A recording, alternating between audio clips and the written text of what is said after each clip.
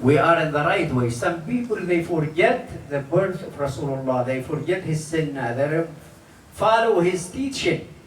When we do a special day for that, maybe they remind those who being away from his sunnah to back, to be reason for him to back to the sunnah of Rasulullah, to back to the guidance of Rasulullah sallallahu alaihi wasallam.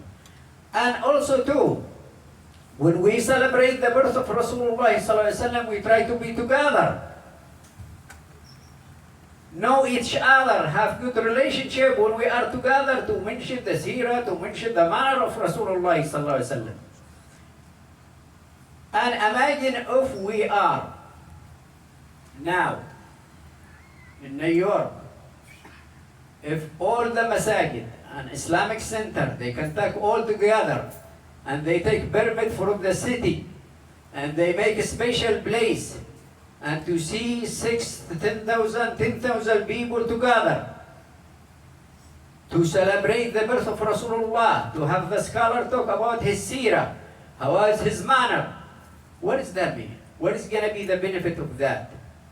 This is going to be a way for us to spread the Islam. Why? Because as our kids, when they see they celebrating Christmas, they know it's Christmas and they know the story of Christmas. The non-Muslim, they try, when they say big celebration like that, they try to know they celebration their messenger Muhammad. Who's Muhammad? They're gonna start reading about the seerah. When we make a sign for the hadith, for the teaching of Rasulullah in English, and the TV come, and the social media come, they're gonna spread that in TV. The Muslim, they celebrate the birth of Rasulullah. This make a lot of people know about Islam. A lot of people come and convert to Islam. This is the benefit of we celebrate the birth of Rasulullah. And we said we celebrate the birth of Rasulullah as what? Happiness, not as a worship. If we believe as a worship, this is the argument between the brothers.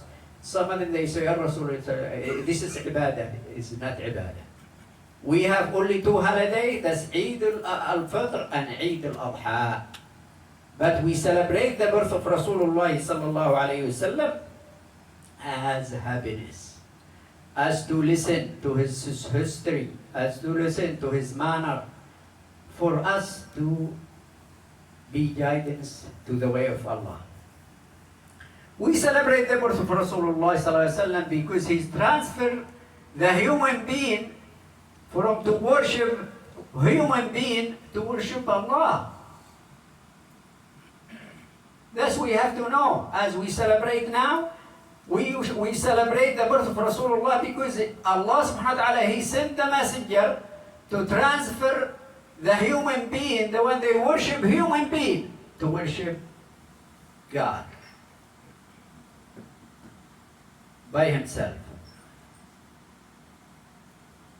And this is the best honor for the human being, to worship God. And Allah subhanahu wa ta'ala is saying, وَمَا خَلَقْتُ الْإِنسَ وَالْجِنَّ إِلَّا لِيَعْبُدُونَ. I create the human and the jinn only for worship. What that mean, worship? Worship, you say anything. You do anything, Allah like it to do it. This is the worship.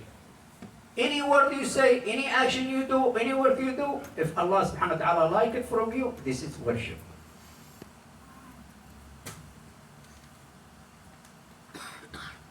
To this moment, when we make the khutbah, we know, all of you, you know, people, they believe this God is three.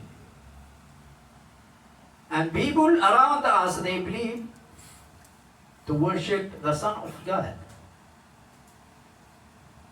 And until now, until this moment, people, they worship in the idols. People, they worship in the cows. And they clean themselves with the urine of the cows. They didn't eat the meat, they didn't drink the milk.